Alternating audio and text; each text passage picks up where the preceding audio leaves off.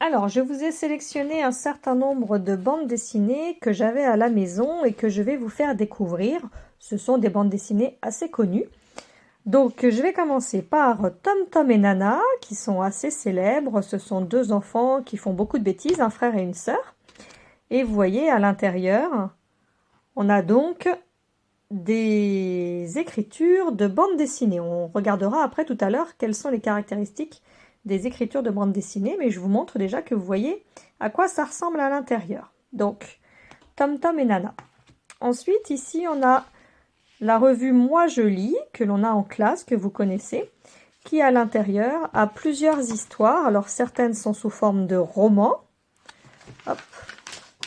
Voilà, donc, chose un peu classique dont on a l'habitude.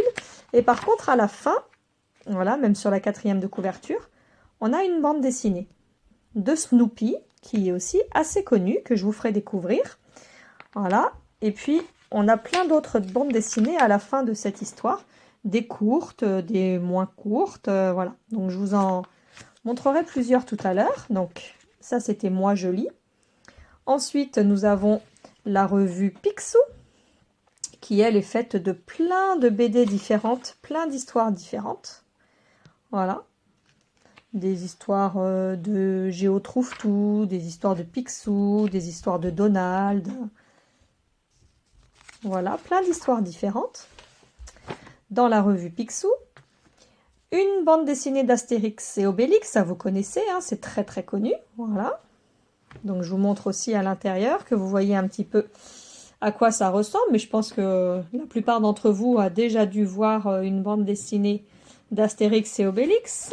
Et ensuite, pareil pour la bande dessinée de Tintin, qui est assez connue. Il y a plusieurs histoires de Tintin qui sont toujours rédigées sous forme de bande dessinée. Voilà, on retrouve un petit peu ici les personnages de Tintin avec Monsieur Dupont, etc. pour ceux qui connaissent. Voilà, il y a plein d'histoires différentes de Tintin. Et pour finir, je vous ai pris une autre bande dessinée, un tout petit peu moins connue, mais voilà, qui est plutôt pour les enfants de l'âge de CE2, CM1, mais bon, on peut aussi la lire en CE1 pour les passionnés de chevaux, qui s'appelle donc Triple Galop, et à l'intérieur duquel vous pouvez donc voir, constater qu'il s'agit également d'une bande dessinée. Voilà. Alors parmi toutes ces bandes dessinées, on peut commencer à faire un premier tri que je vais vous proposer. On va pouvoir ranger tous ces livres dans deux familles différentes. Ce qui veut dire qu'une bande dessinée peut faire partie de deux familles différentes. Réfléchis un petit peu quels sont ceux que tu pourrais mettre ensemble pour former deux familles. Et après, je vais te montrer quelle famille, moi, je te propose pour classer toutes ces bandes dessinées. Mais pause si tu as besoin de réfléchir, et sinon, voici mon classement. Alors voilà le classement que moi je te propose. D'un côté, Astérix, Tintin et Triple Galop. De l'autre côté, Moi je lis, Tom Tom et Nana et Picsou. Alors est-ce que ça te donne un petit peu une idée de pourquoi je les ai mis ensemble? Alors pour commencer, on va constater que dans cette famille, les couvertures sont souples. Moi je lis, Tom Tom et Nana et Picsou, ce sont des couvertures souples, tu vois, que je peux plier. Ici, j'ai des couvertures qui sont rigides. On dit aussi qu'elles sont dures, c'est-à-dire que je ne peux pas les plier, d'accord? Ça m'a aidé en fait à faire le tri parce que ce ne sont pas les mêmes livres quand la couverture est souple, pardon, et quand la couverture est rigide. Ceux-là, on va les appeler des livres, alors que ceux-là, on va les appeler des revues.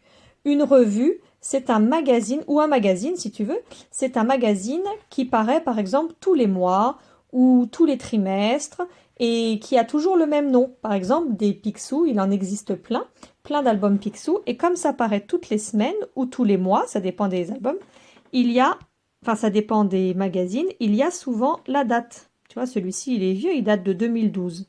Voilà. Il y a mai-juin 2012, donc ça veut dire qu'il est paru pour 2 mois. Et ensuite, il y a dû y avoir celui de juillet, août, etc. On retrouve la même chose sur Le Moi je lis. C'est une revue parce qu'elle paraît tous les mois. Ici, tu as la date du mois d'octobre 2016.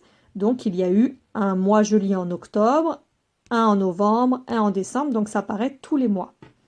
Par contre, je n'ai pas trouvé de date sur le Tom Tom et Nana. Mais on a un numéro que tu peux voir ici sur la tranche, le numéro 13, ce qui veut dire qu'il fait partie d'une série. Une série qui certainement sort régulièrement. Voilà, donc on a 3 revues ici.